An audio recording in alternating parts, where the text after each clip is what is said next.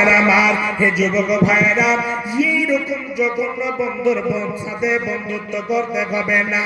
হে বাপ, আপনাদের বলছে এই জায়গাতে আল্লাহ রাব্বুল আলামিন পুরুষ এবং নারী, নর এবং নারী, ছেলে এবং মেয়ে উভয়কে বলেছেন, হে আমার বান্দা বান্দিরা, তোমরা শুনে নাও, তোমরা এইরকম ভাবে বেহায়া হয়ে ফহুশ কাজে, তোমরা জঘন্য নিকৃষ্ট কাজে তোমরা কখনো পা দেবে না।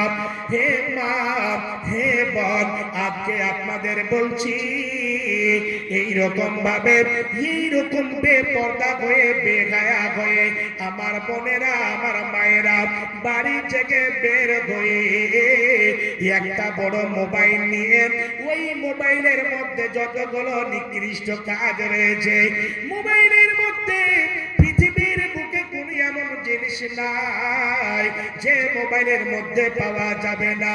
ওই মোবাইল থেকে বের করে আবার রাত দিন এইরকম ভাবে মোবাইলের মধ্যে পড়ে আছে। সিরিয়াল মোবাইলে কোনটা জিনিস আপনি চাইবেন পাবেন না, সব জিনিস পাওয়া যাবে। রাত্রে 2টা 3টা পর্যন্ত একেবারে ঢালাহারে মোবাইল দেখতে আছে, দেখতে আছে, দেখতে আছে। আবার যুবক ভাই, আজকে যে অসুখে আক্রান্ত হয়ে আছে, সেটা কি অসুখ? ফ্রি ফায়ার, পাবজি, ড্রিম 11, এগুলো খাস করে একেবারে নগদ জুয়া, নগদ জুয়া, একেবারে নগদ জুয়া। আর এই জুয়াতে রাত 2টা 3টা পর্যন্ত, আল্লাহর কসম করে বলছি, এক জায়গা থেকে রাত 2টার সময় প্রোগ্রাম করে আসছি, একটা ব্রিজ আছে, দেখছি আমি 3-4 জন বসে মোবাইলে ফ্রি ফায়ার খেলছে। দূর থেকে দেখলাম হতে পারে কোনো বদমাশ দাঁড়িয়ে আছে নাকি, কেউ না বসে আছে। তো যখন কাছে গেলাম, দেখছে 3-4 জন মোবাইল নিয়ে একেবারে কোন দিকে দেখছে না গো। মনে করছে মালাকুল মউত যদি এসে যায় তো বোধহয় মালাকুল মউত এসে টের পাবে না নাকি, আল্লাহ জানে।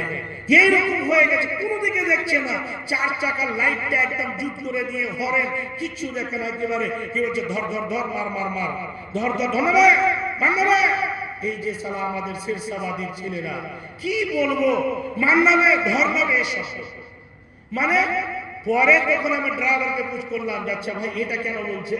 বলছে আল্লাহ, আপনি এখন মায়ের পেটে আছেন। আমি বললাম হতে পারে, মোবাইল তো আমরা কিছু জানি না। বলছে এই মোবাইলে 8 জন 10 জন করে কানেক্টে আছে, কোথায় মারছে কোথায় খেলছে ও আবার জানতে পারছে। ওই জন্য বলছে মার মার মার, ধর ধর ধর। এটা বলে ফ্রি ফায়ার না পাবজি বলে নাকি, আল্লাহ জানে। আস্তাগফিরুল্লাহ। এগুলোতে আমার যুবক ভাইরা পড়ে আছে।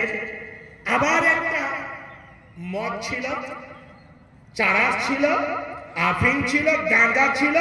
আবার একটা নতুন করে কয়েক বছরে কি হয়েছে, ইসমেক একটা নতুন করে এত মারাত্মক নাশা এসেছে, যুবকেরা যারা একবার খেয়েছে জীবনে না খেলে আর বাঁচতে পারবে না, খেতে হবে ওকে, কোনো উপায় নেই। বলছে মৌলানা, যদি না খায় তো মনে হয় যে নিজের শরীরটাকে, নিজের হাতটাকে চাপিয়ে চাপিয়ে খেয়ে নি, এরকম মনে করছে, নিজেকে কন্ট্রোল করে রাখতে পারে না। ডাক্তার, খুব বিরাট বড় ডাক্তার, রিসার্চ করে বলছে যারা স্নেক খাবে সে নিজের জীবনে বাচ্চা জন্ম দিতে পারবে না। কত মারাত্মক জিনিস যুবক ভাই। আর আপনাদের বলছি যারা গার্জেন আছে,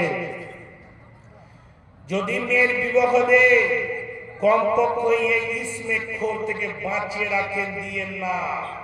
না হলে এখন খবর আছে 3 ছেলে 4 ছেলে, এরকম খবর আছে 3 ছেলে 4 ছেলের মাকে বাধ্যতামূলক মেয়ের বাবা তালাক করে মেয়েকে বাড়িতে রেখেছে। কেন?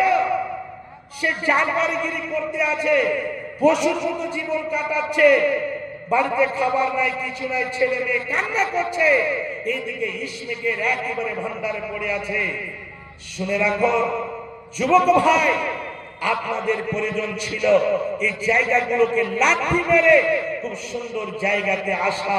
তবে আজকে আপনারা যে গেছেন, তওবা করে আল্লাহর দিকে ফিরে আসেন, এই দুনিয়াও সাকসেস হবে এবং আখিরাতও আপনাদের জন্য খুব সুন্দর জায়গা আছে।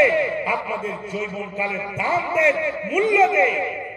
যৌবনের মূল্য রয়েছে, দাম রয়েছে।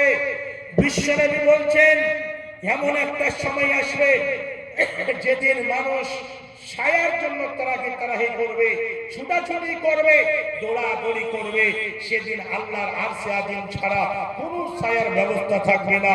সেদিন ওই যুবকদেরকে বিশ্বনবী বলেন ওয়াশাবুন নাশা ফি ইবাদাতিল্লাহ, ওই যুবকদেরকে আল্লাহ রাব্বুল আলামিন আরশে আজিমের ছায়ার তলে জায়গা দেবেন। ওই নওজোয়ানদের আল্লাহ রাব্বুল আলামিন আরশে আজিমের তলে ছায়ার তলে জায়গা দেবেন যারা নিজের জওয়ানিটা আল্লাহর ইবাদত বান্দগির মাধ্যম দিয়ে কাটিয়েছে।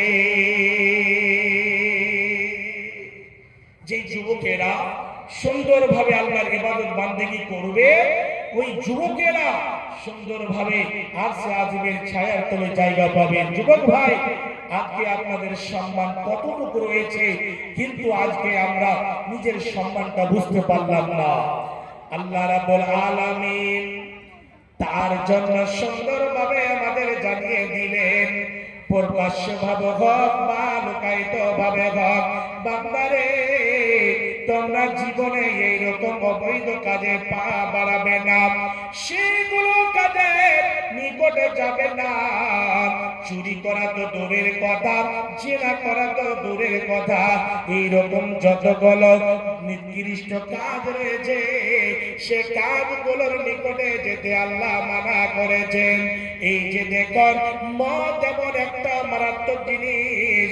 এই মদ সম্পর্কে বিশ্বনবী বলেন, হাদিসের নবী হযরত উসমান রাদিয়াল্লাহু তাআলা আনহু তিনি বলছেন, ইজতানিবুল খামরা ফাইন্নাহা উম্মুল কাবাইর, তোমরা মদ থেকে বাঁচো।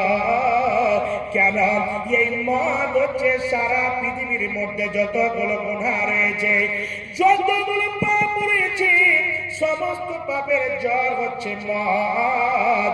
এই মদ যারা পান করে নাই, মদ পান করেননি, আপনার বিবেক বুদ্ধি সব ঠিক আছে, আপনি সমস্ত জিনিস বুঝতে পারেন, কোনটা নিজের স্ত্রী, কোনটা নিজের মা, কোনটা নিজের বোন, কোনটা নিজের মেয়ে, এইরকম ভাবে বোঝা যায়।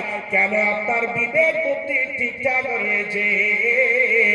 আর যখন মদ এমন একটা মারাত্মক জিনিস, এই মদের মধ্যে যদি পড়ে যান, একজন আল্লাহর বান্দা মদ যদি পান করে না, সেই নিজের মেয়ে বুঝবে না, নিজের বেটিও চিনতে পারবে না, নিজের মাকে চিনতে পারবে না, নিজের বোনকে চিনতে পারবে না, নিজের পিসিকে চিনতে পারবে না, নিজের মাসিকে চিনতে পারবে না। হে যুবক ভাই, বিশ্বনবী বললেন, তোমরা মদ থেকে বাঁচো। কেন? এই মদ হচ্ছে সমস্ত গুনার জড়। এই কথা বলার পরে একটা সুন্দর হাদিস এসেছে সুনানে নাসাইতে। হাদিস